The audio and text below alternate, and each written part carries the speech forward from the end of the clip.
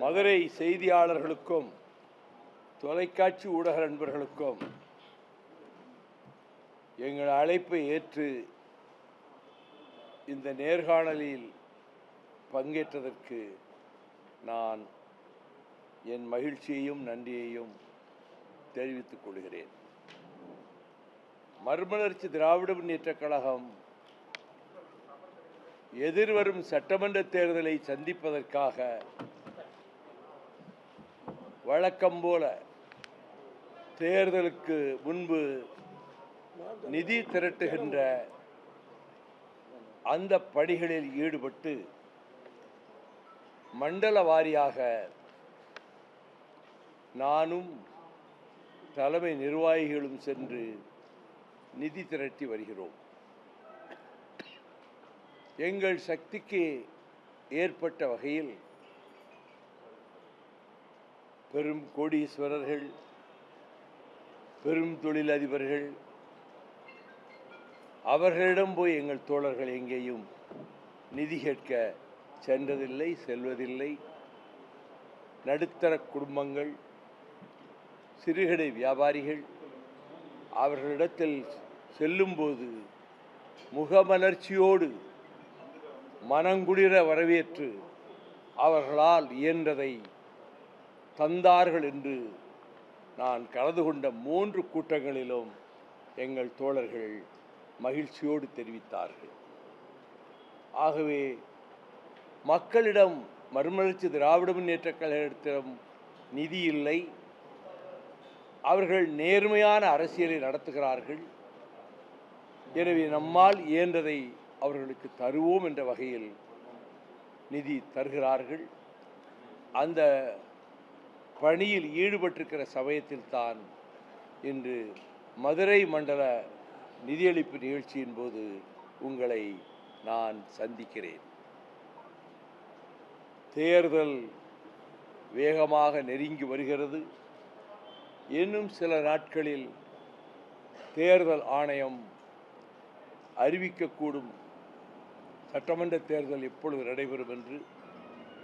ஒரு நாள் தேர்தலாகத்தான் தமிழ்நாட்டுக்கு இருக்கும் என்று தேர்தல் கமிஷனர் வட்டாரங்கள் கூறியதாக சில தகவல்கள் வந்தன.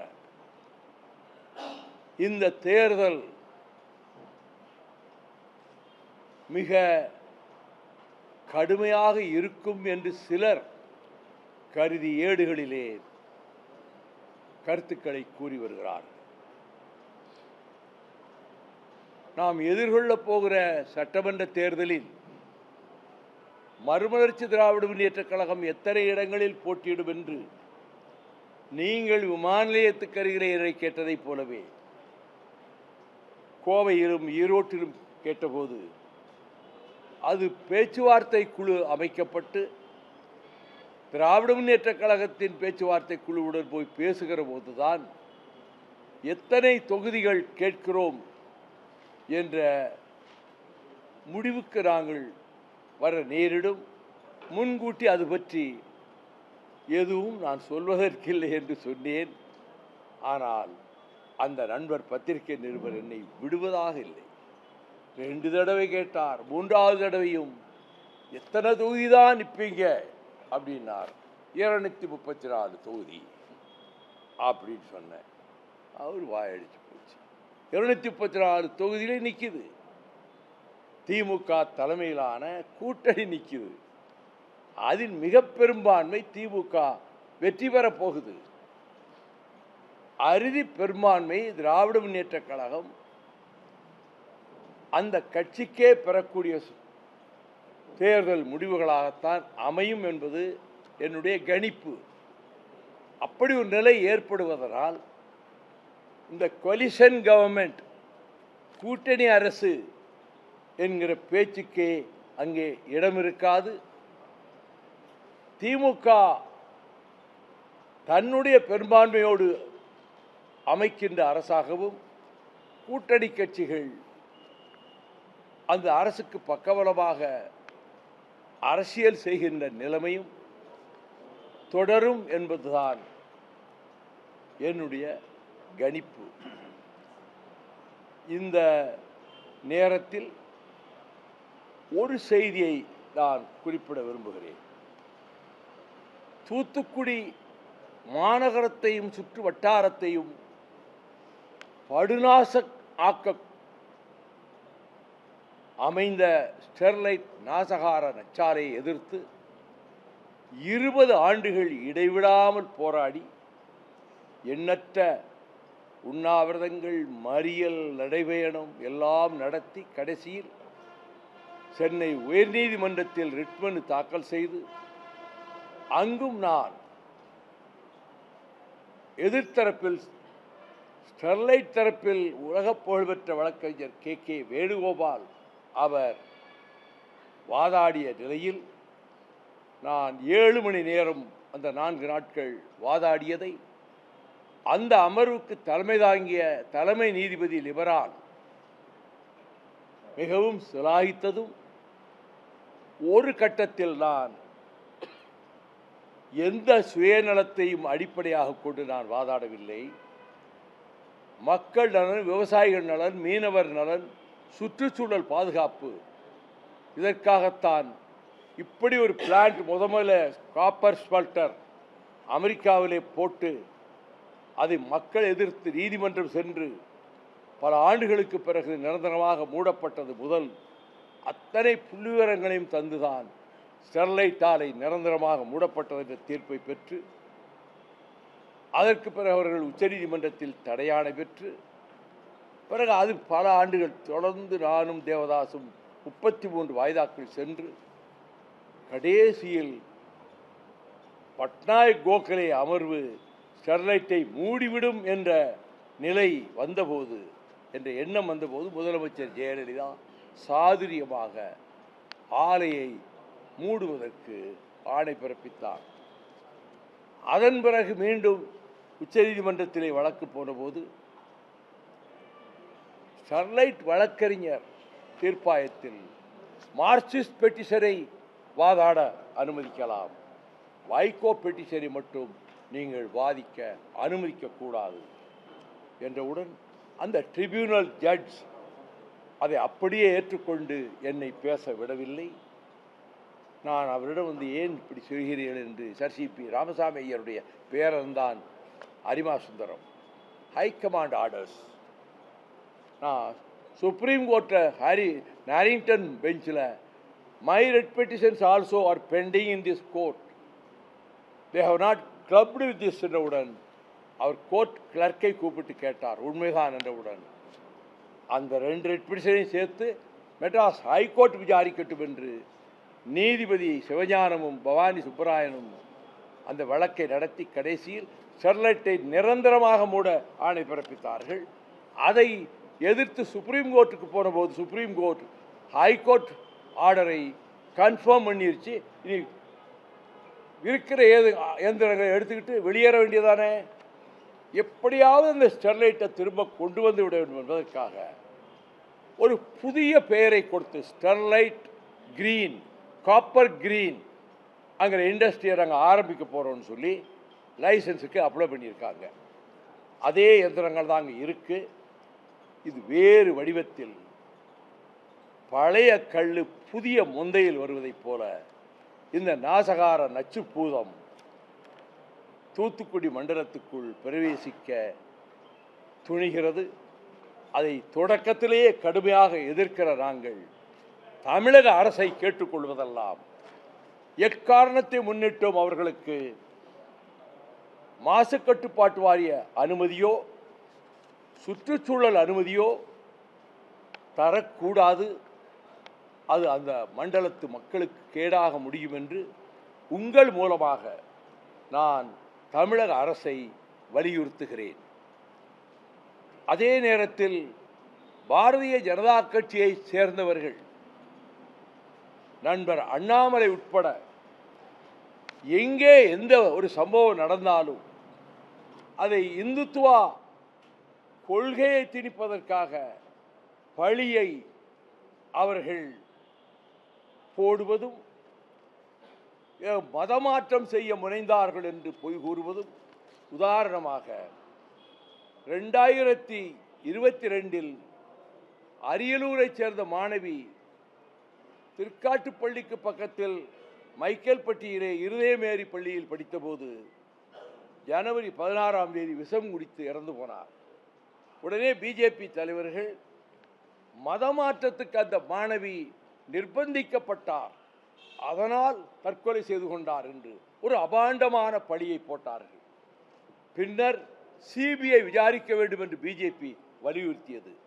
சிபிஐ விசாரித்தது. சிபிஐ விசாரித்து கடைசியில் என்ன அறிக்கை கொடுத்திருக்கிறது?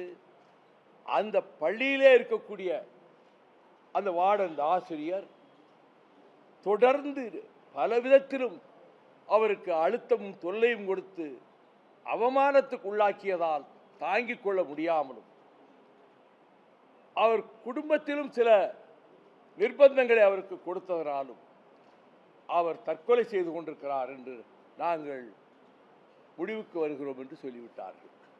இப்பொழுது நான் தமிழக அரசை கேட்பதெல்லாம், ஒரு மரணத்தை மத திணிப்புக்காக மதமாற்றம் செய்வதற்கு பலர் முனைந்தார்கள் என்று இப்படி அபாண்டமா பழி போடுவதே அவங்களுக்கு வழக்கமாக போய்விட்டதால் இந்த பிரச்சனையில் இந்த பழி தூற்றியதற்கான பிஜேபி யாரெல்லாம் இதை அப்பொழுது கருத்து சொன்னார் அவர்கள் மீது நீங்கள் பொய்யாக வழக்கு பதிவு செய்ய முயன்றதற்கு நீங்கள் வழக்கு பதிவு செய்ய வேண்டும் என்றும், இந்த மரணத்துக்கு காரணமானவர்கள் யாராக இருக்கும் என்று சிபிஐ சொன்னவர்கள் மீது நீங்கள் நடவடிக்கை எடுக்க வேண்டும் என்றும் நான் தமிழக அரசை கேட்டுக்கொள்கிறேன். மிகுந்த மகிழ்ச்சி. தேசிய முற்போக்கு திராவிடர் கழகம் திராவிட முன்னேற்றக் கழகத்தின் தலைமையிலான கூட்டணியில் இணைந்து விட்டது என்ற செய்தி, தித்திப்பான செய்தி, மகிழ்ச்சியோடு நாங்கள் வரவேற்கிறோம். வலுவாக ஏற்கனவே இருந்த திமுக தலைமையிலான மதச்சார்பற்ற முற்போக்கு கூட்டணி இதன் மூலம் இன்னும் வலுவை பெறும். எனவே தேர்தல் வெற்றி என்பது ஏற்கனவே தீர்மானிக்கப்பட்டு விட்டது என்று நான் கூறி வந்தேன். இந்த தேமுதிக சேர்ந்ததும் இங்கே கூட்டணி மேலும் மேலும் பலப்பட்டு கொண்டிருக்கிறது. அங்கே கலகலத்து கொண்டிருக்கிறது, அங்கே எதிர்த்தரப்பிலே என்பது என்னுடைய கருத்து.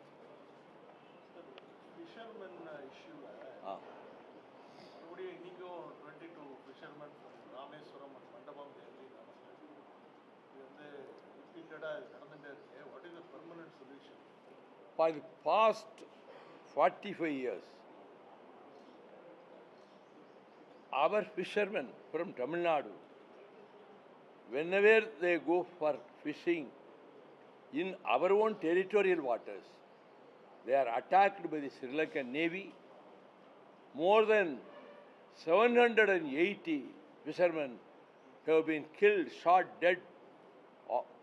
When we take into account the attacks all these years, the fishing nets were damaged, boats were damaged, boats were taken to Sri Lanka. பல படகுகள் அங்கேயே நிறுத்தப்பட்டு பழுதடைந்து விட்டன. இது அன்றாட நிகழ்வாகிவிட்டது. பல வருடங்களாக இது குறித்து நாடாளுமன்றத்தில் நட்சத்திர கேள்வியே நான் கேட்கிற வாய்ப்பெல்லாம் கிடைத்தது. எண்ணற்ற முறை இதை பற்றி சொல்லுகிறோம். தமிழ்நாடு முதலமைச்சர் அவர்களும் இந்திய தலைமை அமைச்சருக்கும் வெளிவிவகாரத்துறை அமைச்சருக்கும் இராணுவ அமைச்சருக்கும் இவற்றை தடுக்க வேண்டும் என்பதற்காக கடும் நடவடிக்கைகள் அவர்கள் மீது எடுக்கின்ற வகையில் இந்திய அரசு இலங்கை அரசுக்கு ஒரு கண்டனம் தெரிவித்து இதோடு நிறுத்திக்கொள்ள வேண்டும் வகையில் எச்சரிக்கை செய்ய இதுவரை முன்வரவில்லை. தமிழக மீனவர்கள் இந்தியாவினுடைய குடிமக்கள் தானே, பிரஜைகள் தானே. குஜராத்திலே 4 மீனவர்கள் இப்படி ஆகப்பட்டிருந்தால் எவ்வளவு கடுமையான நடவடிக்கை எடுத்திருப்பார்கள். எனவே மத்திய அரசு கொலைவாதக இலங்கை சிங்கள அரசோடு கூடி குலாவிக்கொண்டு அவர்களோடு நேசம் கொண்டு அவர்களை ஊக்குவிக்கின்ற வகையில் தான் இந்திய அரசினுடைய செயல்பாடு அமைந்திருக்கிறது. அதனால்தான் கூட்டணி வைத்திருந்த நாங்கள் பிஜேபியோடு நரேந்திர மோடி பிரதமராக போகிறார் என்ற நிலையில் கொடியவன் ராஜபக்சேயை பதவி பிரமாணத்துக்கு அழைத்திருக்கிறார் என்ற செய்தி கேள்விப்பட்டவுடன் நேராக சென்று பிரதமரை சந்தித்து ஒரு இனத்தையே படுகொலை செய்த மாபாதகனை எப்படி நீங்கள் அழைத்தீர்கள், தமிழர்களின் மார்பிலும் முதுகிலும் குத்திவிட்டீர்கள் என்று கடுமையாக என்னுடைய வாதங்களை வைத்து இந்த நிமிடத்திலிருந்து உங்களுடைய உறவை துண்டித்துக் கொள்கிறோம். நீங்கள் அதை மீறி அவனை இங்கே அழைத்தால் நீங்கள் பதவி பிரமாணம் எடுக்கும்போது நான் 1000 பேரோடு டெல்லியில் தலைநகரில் கருப்பு கொடி காட்டுவேன் என்று சொன்னேன். சொன்னபடியே 900க்கும் மேற்பட்டவர்கள் நாங்கள் கருப்பு கொடி காட்டினோம். அவர் பதவி பிரமாணம் எடுக்கிற போது நாங்கள் பாராளுமன்ற காவல் நிலைய வளாகத்திலே சிறை வைக்கப்பட்டோம். எனவே மத்தியிலே இருக்கக்கூடிய அரசு, குறிப்பாக தலைமை அமைச்சர், வெளிவிவகார அமைச்சர் இதில் ஓரவஞ்சகமாக நடந்து கொள்கிறார்கள். தமிழர்கள் எக்கேடுகட்டால் என்ன, எத்தனை லட்சம் பேர் கொல்லப்பட்டிருந்தால் என்ன, நாம் சிங்களவனோடு உறவு வைத்துக் கொள்வோம் என்று அவர்கள் உறவை தொடர்ந்து கொண்டிருக்கிறார்கள். ஆகவே எடுத்த எடுப்பிலேயே நாங்கள் கடுமையாக எதிர்த்திருக்கிறோம், இன்றைக்கும் எதிர்க்கிறோம்.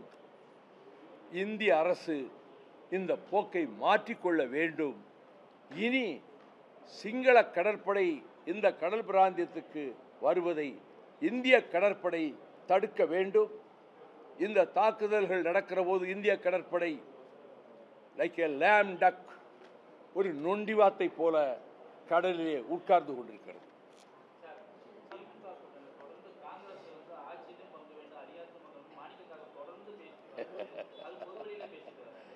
அவர் கடுமையாக பேசுகிறார். சில வார்த்தைகள்லாம் கூட்டணி தர்மத்தில் ஒரு நெருடல் ஏற்படுத்துவோங்கிற அளவுக்கு நாங்கள் திருப்பி அடிப்போம் அப்படின்னு அவர் இதை ராமநாதபுரத்தில் 2 பேர் சண்டை ஓட்டுக்கிட்டா எப்படி பேசுவாங்களோ அப்படி பேசுகிறாரு. அதை கண்டித்து கோபண்ணா அறிக்கை விட்டுருக்காரு, பல பேர் கண்டிச்சிருக்காங்க. செல்வ பெருந்தகையும் அவர்கள் அதை ஏற்றுக்கொள்ளாமல் கருத்து சொல்லியிருக்கிறார். அதனால் காங்கிரஸ் கட்சியில் எதிர்குரல், கலகக்குரல் ஏற்படுறது அந்த காங்கிரஸ் கட்சி தொடங்கின நாளிலிருந்து இருக்குது. சூரத் மாநாட்டிலிருந்து இன்னைக்கு வரைக்கும் அவங்களுக்குள்ள பிரச்சனை வரும். கதர்ச்சட்டைகள்லாம் பல பேரும் கிழிக்கப்பட்டிருக்கின்றன உட்கட்சி விவகாரத்தில். இது ஒன்றும் புதுசு இல்லை. திமுக அதை பொருட்படுத்தலை. இந்த அவங்க சொல்கிறது எல்லாம்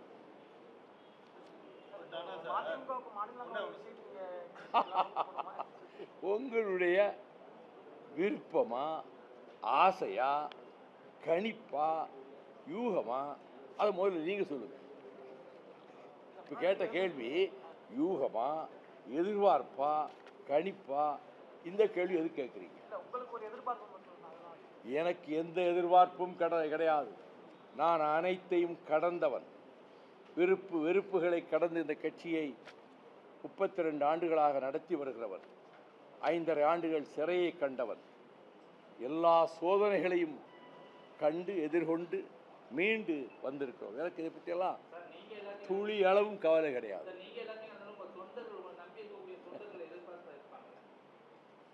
இருப்பாங்க, அது இயற்கை. அவங்க மனசில் எனக்கு நான் போகணும்னு ஆசை இருக்கலாம். அதுக்காக அவங்க என்கிட்ட வந்து எப்படியாவது இந்த சீட்டை வாங்குங்கன்னு யாரும் என்கிட்ட சொல்லலை. அவங்க மனசில் நினைக்கலாம். காங்கிரஸ் எம்பி மாணிக்கம் தாக்கூர் கேட்கறதுல என்ன தவறு சார்? ஷேர் இன் பவர் வந்து when you people are asking for power sharing at center, what is so much preventing you people from not asking for power? That coalition government is not suitable for the soil of Tamil Nadu. We don't want to invite inside troubles and confusion. Therefore, DMK on its own, with absolute majority on its own, will form the government. I wish they should form the government. They should not give room for a coalition government. That thinking itself should be totally ruled out.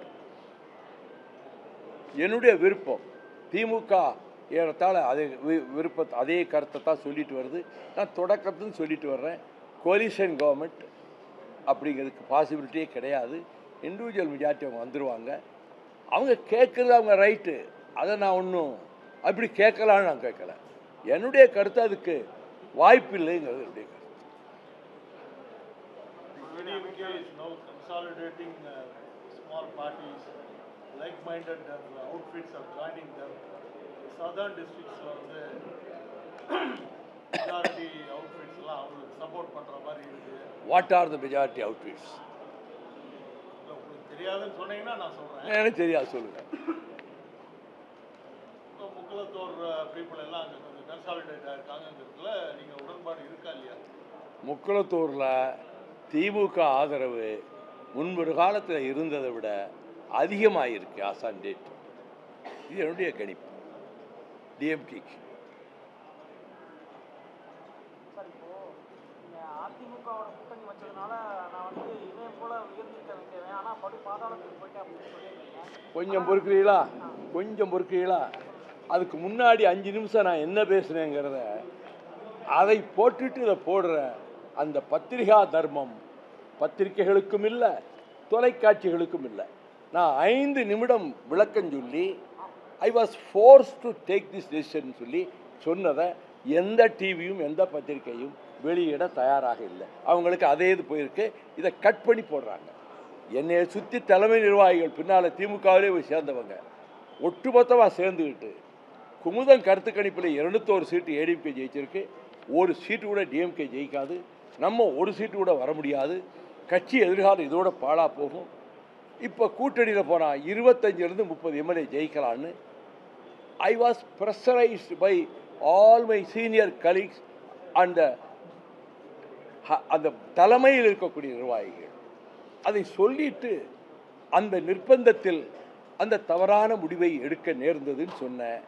அந்த தவறான முடிவிலிருந்து போட்டுக்கிட்டு இருக்காங்க. நான் அதை விளக்கம் சொல்லிட்டேன். நான் நிர்பந்திக்கப்பட்ட அந்த நிர்பந்தத்துக்கு நான் உடன்பட்டிருக்க கூடாது, அதை நான் விளக்கமாக சொன்னேன். அப்படி ஒவ்வொரு கட்சியும் ஒரு காலத்தில் ஒரு முடிவு எடுக்கிறாங்க, பிறகு அந்த முடிவை மாற்றிக்கிறாங்க. நாங்கள் 9 வருஷத்துக்கு முன்னாடி எடுத்த முடிவு திராவிட இயக்கத்தை பாதுகாக்கணும்னா திமுக கழகத்தோடு நமக்கு இருக்கக்கூடிய அந்த உறுதியான பலம், ஒரு அன்ஷேக்கபிள் ஸ்ட்ரென்த், பெருசாக இல்லாமல் இருக்கலாம், ஆனால் ரொம்ப உறுதியானவங்க, திமுகவோட உடன்பாடு வைப்பதுன்னு சொல்லி முடிவெடுத்த நாளிலிருந்து இன்றைக்கு வரை ஒரு இம்மியளவு நெருடலும் அதில் ஏற்பட்டு விடாமல் நானோ எங்கள் இயக்கத்தைச் சேர்ந்தவர்களோ கருத்துக்கள் சொல்வதிலே மிக விழிப்பாக இருந்து வருகிறோம். ஆகவே எடுத்த முடிவில் இனி எந்த சூழ்நிலையிலும் நாங்கள் திமுகவை ஆதரிப்பதுங்கிற முடிவில் எந்த மாற்றமும் இல்லை. கடந்த காலத்தில் திமுகவே பிஜேபியோட கூட்டு வச்ச கட்சி தான் 99. ஆகவே அதை பழசை சொல்லும்போது இந்த ஒரு போர்ஷனை மட்டும் அவுட் ஆஃப் டெக்ஸ்டாக எடுத்து டிவி பூரா ரொம்ப ஃப்ளாஷ் பண்ணிச்சு. எனக்கு ரொம்ப சந்தோஷம். நம்ம பேரையே அவங்க சொல்கிறது கிடையாது, இதையாவது சொல்கிறாங்களேன்னு என் பேர் அப்படியாவது வருதுன்னு நான் நினச்சிக்கிட்டு இருக்கேன். இதுதான் விளக்கம். பிரதமர் அடுத்த மாதம் 3 முறை தமிழகம் வர்றாரு.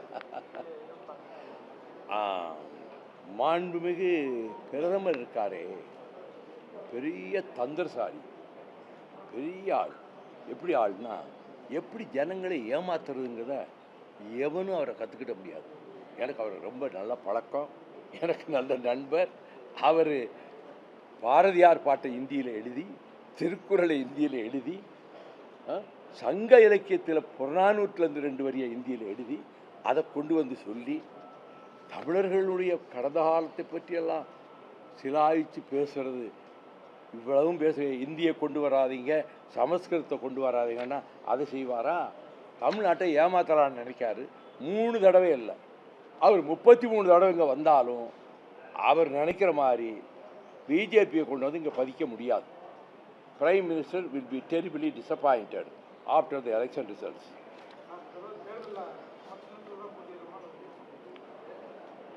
மறுமலர்ச்சி திராவிட முன்னேற்ற கழகம் தனி சின்னத்தில் தான் போட்டியிடும். So now you have get the reply.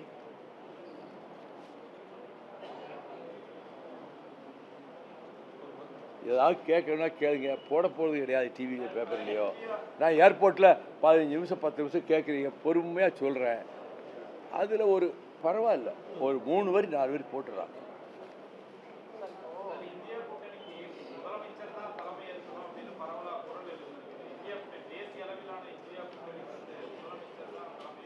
Shiv Sena தலைவரும் இன்னொருத்தர் சொல்லியிருக்காங்க. ரொம்ப மகிழ்ச்சி. இந்த கூட்டணிக்கே திமுக கழகத்தின் தலைவர் நமது மாண்புமிகு முதலமைச்சர் தலைமை ஏற்கணும்னு சொல்லி மகாராஷ்டிரத்திலிருந்தும் வேறு மாகாணங்களிலிருந்தும் குரல் வருதுன்னு சொன்னால் எந்த அளவுக்கு திமுக ஒரு இம்பேக்டை கிரியேட் பண்ணியிருக்கு. திராவிட மாடல் கவர்மெண்ட்டை நடத்துகிற ஸ்டாலின் அவர்கள் தான் இதுக்கு தலைமை ஏற்கணும்னு சொல்லி வேறு மாநிலங்களில் உள்ளவர்கள் சொல்வது திமுகவுக்கு பெருமை. கூட இருக்கிற நாங்களும் மகிழ்ச்சி அடைகிறோம் அப்படி சொல்கிறத கேட்டு.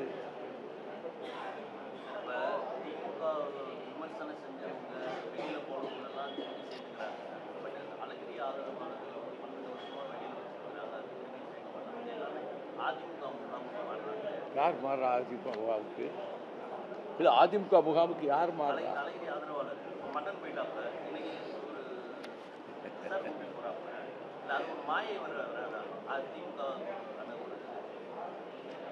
அதெல்லாம் ஒரு ஒரு சதவீத தாக்கத்தை கூட 1% தாக்கத்தை கூட திமுகவுக்கு ஏற்படுத்தாது. அவங்கவுங்க விருப்பம் கட்சியில் போய் சேர்றாங்க. அதை பற்றி நான் கமெண்ட் பண்ண விரும்புகிறேன்.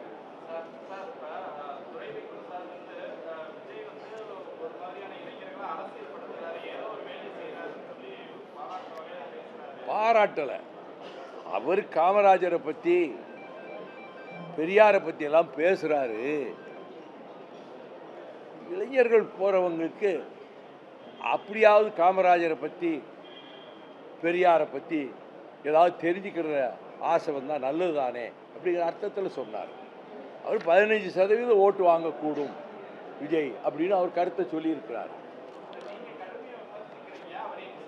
அவர்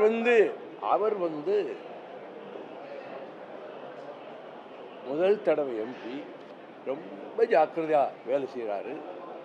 நல்ல ரேப்போர்ட் வச்சுருக்காரு. தொகுதிக்கு அவரளவுக்கு யாரும் செய்யலைன்னு பேர் வாங்கியிருக்கிறாரு. அதனால் யாரையும் காயப்படுத்தக்கூடாதுன்னு சொல்லி ரொம்ப நிதானமாக பதில் சொல்லியிருக்கிறாரு. அதை பொறுத்த மட்டும் அவர் முதிர்ச்சி அடைஞ்சிருக்காருன்னு தான் நான் நினைக்கிறேன். என்னைய கேளுங்க, நான் என்னுடைய எக்ஸ்பீரியன்ஸ் வந்து நான் பதில் சொல்லுவேன்.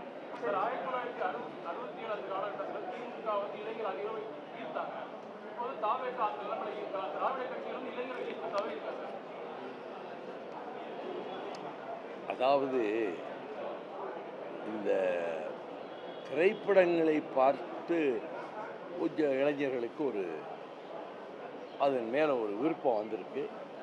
அப்படி அவங்க நிறைய போகிறாங்க. அது தேர்தலில் ரிசல்ட்டில் அவங்களுக்கு வெற்றியை கொடுக்குற அளவுக்கான தாக்கத்தை நிச்சயம் ஏற்படுத்தாது.